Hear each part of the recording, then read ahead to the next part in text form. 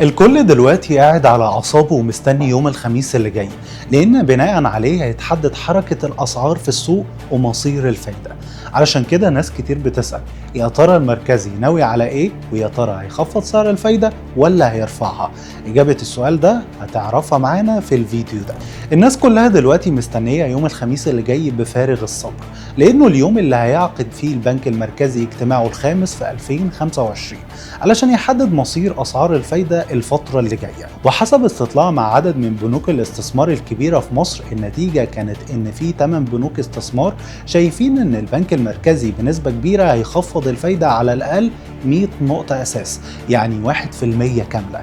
بس في 2 بس توقعوا إن الفايدة هتثبت ومش هيتغير فيها حاجة. طيب ليه في توقعات قوية بالخفض؟ محمد أبو باشا كبير الاقتصاديين في EFG القابضة قال إن التضخم في شهر يوليو طلع أرقامه إيجابية جدا ومفيش أي ضغوط تضخمية كبيرة، وخصوصا بعد التعديلات اللي اتعملت في قانون الضريبة على القيمة المضافة. وده معناه إن الجو مناسب لقرار خفض. كمان بيضيف إن الجنيه المصري ارتفع قدام الدولار بشكل قوي، ومع احتمالية إن الفدرالي الأمريكي نفسه يخفض الفايدة في سبتمبر اللي جاي، ده كله بيدعم فكرة إن المركز المصري ياخد قرار الخفض. أما هاني جنينة رئيس قطاع البحوث في الأهلي فاروس فشايف إن لجنة السياسات النقدية هترجع لمسار التيسير النقدي، يعني هتبدأ تخفض الفايدة تدريجي، ومتوقع كمان إن الخفض يوصل ل 200 نقطة أساس مرة واحدة. وبيستند في توقعه ده على إن سعر الفايدة الحقيقي اللي هو الفرق بين التضخم وسعر الفايدة دلوقتي إيجابي عند مستوى 10%، وده رقم كبير جدا خصوصا مع تباطؤ التضخم في يوليو. كمان في عوامل تانية زي تحسن الجنيه المستمر قدام الدولار، والمبادرة الحكومية اللي بتخفض أسعار السلع بنسبة 10 ل 20%.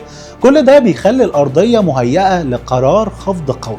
كمان شايف ان المركزي ممكن يكمل في سياسة الخفض التدريجي دي لحد آخر السنة، بحيث يوصل إجمالي الخفض السنوي ل 725 نقطة أساس. من ناحية تانية آية زهير رئيسة البحوث في زيلا كابيتال بتقول ان الظروف الحالية فعلا بتدعم خفض جديد للفايدة بمقدار 100 نقطة أساس في اجتماع أغسطس، وبتأكد ان التضخم السنوي بينزل للشهر الثاني على التوالي، وكمان التضخم الشهري طلع بالسالب، يعني الأسعار نفسها ابتدت تهدى شوية.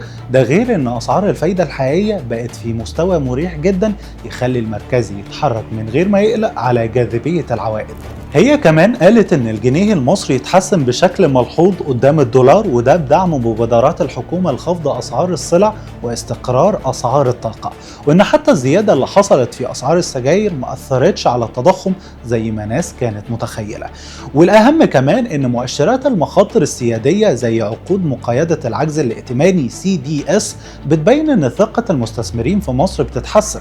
الخلاصة كل المؤشرات دي بتقول ان في فرصة قوية جدا ان المركزي يخفض الفايدة المرة دي، لكن قد ايه ده اللي هنستناه ونشوفه يوم الخميس. بس يا ترى هل هيكتفي ب 100 نقطة أساس ولا هيكون قرار مفاجئ بخفض أكبر؟